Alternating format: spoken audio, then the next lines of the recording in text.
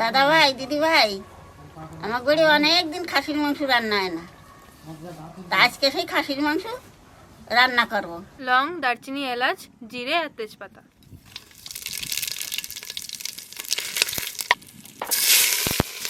পেঁয়াজটা বেশি ভাজি নাই, অল্প ভেজেছি। এবার আদা বাটা আর রসুন বাটা দিয়ে দেবো। আদা রসুনের কাঁচা গন্ধ চলে গেছে, এবার মাংস দিয়ে দেবো।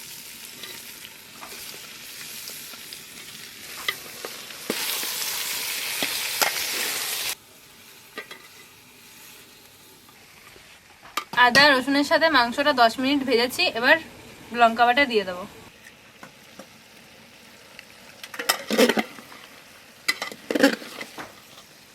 এখানে 200 দই আছে, এর মধ্যে কিছু মশলা দিয়ে দেবো।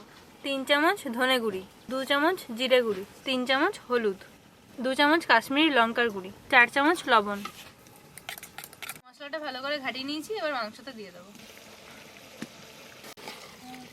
আপনারা হয়তো দেখেছেন যে আমাদের বেশিরভাগ ভিডিওতে খাসির মাংস এইভাবেই রান্না করা হয়, আর এইভাবে করলে খেতে সব থেকে বেশি ভালো লাগে। মাংস কষানো হয়ে গেছে, এবার জল দিয়ে দেবো। বেশি করে জল দিয়েছি, এবার অনেকক্ষণ ধরে জাল দিয়ে দিয়ে ঝোলটাকে কমাবো, তাহলে বেশি টেস্ট হবে। 15 মিনিট এমনি জাল দিয়েছিলাম আর 30 মিনিট ঢাকা দিয়ে জাল দিয়েছিলাম। তো মাংস হয়ে গেছে, এবার মিট মশলা দিয়ে নামিয়ে দেবো।